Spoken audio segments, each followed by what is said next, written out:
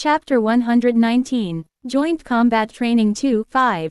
A calamity looms in the sky. The roar unleashed by the dragon scrapes through our eardrums.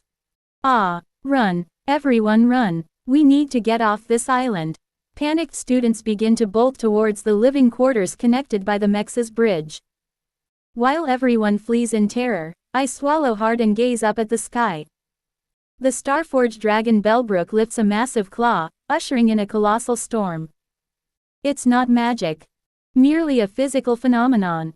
Just a swipe of its paw is enough to alter the island's air currents. Quong, kong, a scraping noise. Or rather, it was more akin to an explosion. Bellbrook's paw, having brushed aside the living quarters from afar, is followed by the immense storm. And just like that, half of the living quarters vanish. It all happens in an instant. Buildings that should be grounded are airborne, and occasionally, people too are caught in the turmoil, spinning helplessly through the void. The extent of casualties is unimaginable. Surely, the numbers will be significant. If Bellbrook's assault caused deaths, it was because they were in the living quarters when the lifting occurred. Conversely, those of us in the faculty area are only alive due to sheer luck. Had Bellbrook struck the faculty area first, students there would have undoubtedly perished. Just one strike. Just one swing of its leg sends students tumbling down, caught in pandemonium, trampled, injured, limbs broken. Ooh, what are you doing? Get up. I can't. I just can't. Quote, some students grit their teeth and flee, but most are incapable of uttering a word, merely staring at the sky. They all share the same thought. Is there any chance of survival if we run? Or are we as good as dead already? Kicking off from the ground, I take out a golden ring from my pocket, the golden phoenix ring of Glast. I push myself to draw out every ounce of magic power, not knowing my limit.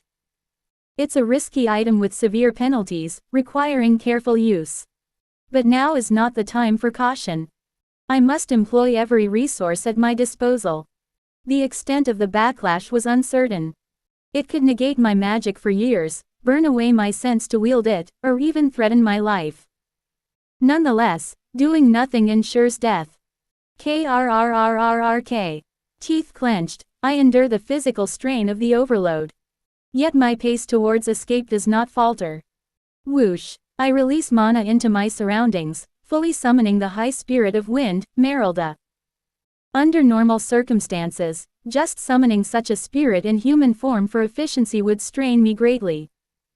But, sacrificing my future to gather magic at its brink, I have enough left even after summoning the wolf-like spirit.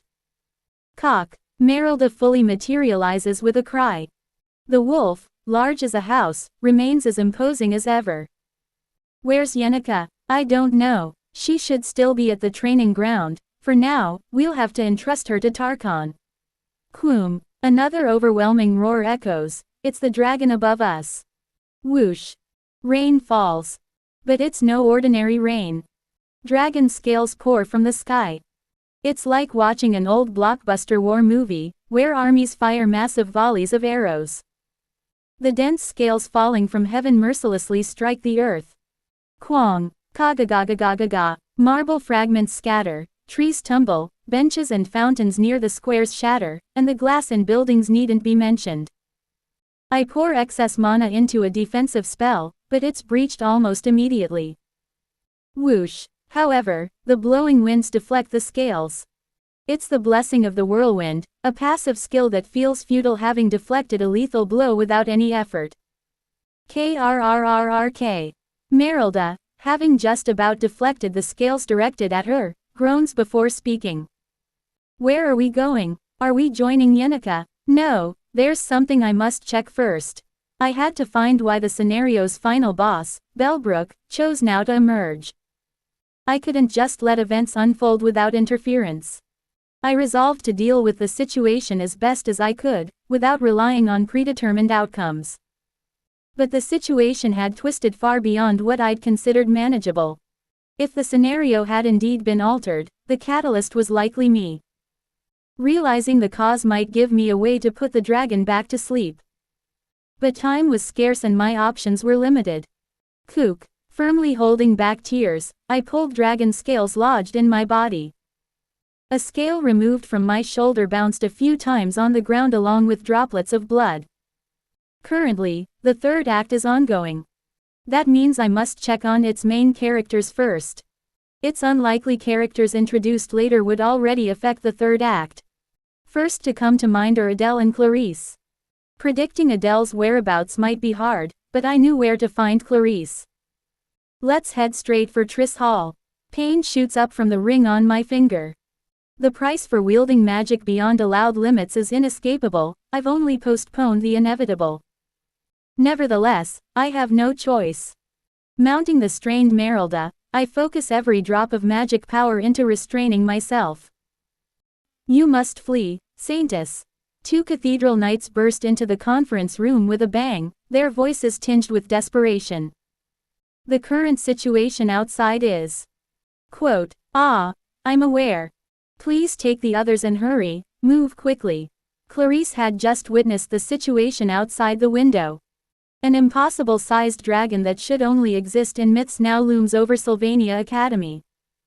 She jumps up from her spot, but an earthquake strikes Triss Hall the moment she rises, ripples from Bellbrook's decimation of the living quarters. Clarice screams, slipping to the ground, while the knights grapple for balance. Office supplies and documents from the conference table scatter over the floor, antique paintings crash down, and decorative glass shatters. Even the windows crack open, failing to fulfill their purpose. Saintess, take my hand. We'll escort you to the carriage outside, URK. Whoosh. A protective layer of sacred magic, the saint's shield, activates. As Clarice feels its embrace, a chill runs down her spine. Turning, she sees dragon scales embedded near the saint's spine. Suffering only minor cuts on her skin, the shield had mostly neutralized the scales' force. The small prodigy mage, Lucy Mayrill, after being struck by the dragon's barrage and thrown onto the mid-flank of Orin Mountain, gets up again, casting off the impact, and launches herself back into the sky. Headmaster Obel, encircled by a whirlwind of an impossible amount of mana, chants high-level elemental magic, shining as brightly as fireworks, visible from anywhere on Akan Island. Collapsing halfway up the hill of Triss Hall, Clarice realized there was nothing she could do. She swallowed her tears, biting her lip, and trying to think of an alternative way out. If there was no horse, she'd have to walk, make her way to the Mex's bridge somehow. But just as she tried to force herself to stand, whack, a different, warmer wind began to gently spread from the middle of the hillside path. It was the arrival of a huge wolf running in haste. The wolf, as large as a house, landed lightly and immediately lay down to make it easier for Ed to disembark. Jumping down from the wolf's back, Ed approached Clarice, who was slumped around the dead horse. Ed, sir. You're unharmed, Saintess. Quote, Ed himself didn't look too well. Signs of injury from the scales were present, and the strain of mana exhaustion was evident on his face. Still, his effort to rush here impressed Clarice, though it made her voice quiver.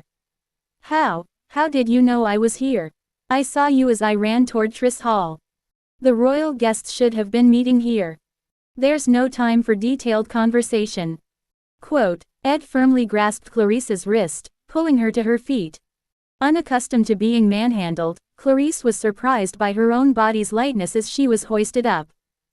Are you hurt anywhere? No, I was going to ride the horse to Mex's bridge.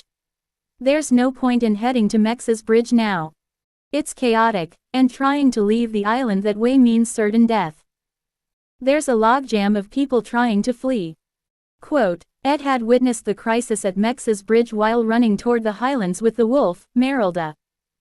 Considering the urgency, Clarice hadn't noticed, but now hearkening to Ed, she asked. What about the other bridges? They're just the same. And even if we run in that direction, we're still within the dragon's reach. Quote, the thought of escaping seemed insignificant if Bellbrook decided to obliterate the island immediately. Overwhelmed by fear, Clarice nearly teared up. Ed quickly wiped her tears with his shirt sleeve, still clutching her wrist as he began to walk. We'd better evacuate to a relatively safe location. Quote, safe location, none other than Ophelius Hall. It's wrapped in high-level defensive magic. Normally inactive but activated from the control room by head maid Bellmeyer in such circumstances. Quote, even high-level defense spells wouldn't stand a chance against Bellbrook's might, yet they would at least mitigate the risk of being caught in the scales, storm or other magical fallout. For Ed, heading to Ophelius Hall was the best option. Now that the Saintess is secure and there's no visible danger, Adele would be next to find, but she's not easy to track. Quote, if Adele couldn't be found, checking on other key individuals was the next best step. Ophelius Hall was the gathering place for many such individuals. That's understandable, Saintess Clarice. Brace yourself. Quote, Ed's grip on Clarice's wrist tightened, leaving a red mark. Feeling his resolve, she steeled her pain and found the strength to keep going. Ed then hoisted Clarice onto Merylda's neck. With elbows anchored below, Clarice clung to the wolf's fur and managed to climb up to its back. Ed quickly leapt aboard as well. Hold on tight. Quote, with Clarice gripping onto Merylda's fur, Ed braced the Saintess's back with his elbow. Merylda then bolted towards the still intact living quarters, where Ophelius Hall stood. If you want to have more videos like this, then like and subscribe to my channel and have a nice day or evening or night. I will see you soon.